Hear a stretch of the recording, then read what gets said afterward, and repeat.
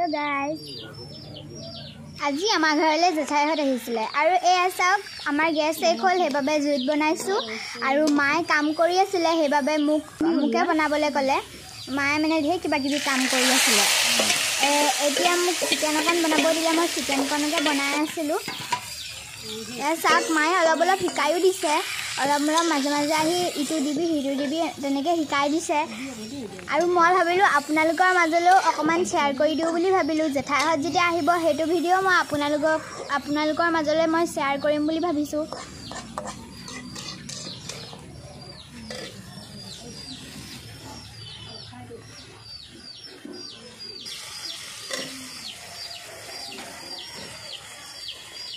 অলপমান আলু দি দিছো তেতিয়া অকণ ভাল লাগিব খাই আৰু আলু দিলে সকলো বস্তুতে ভাল লাগে খাই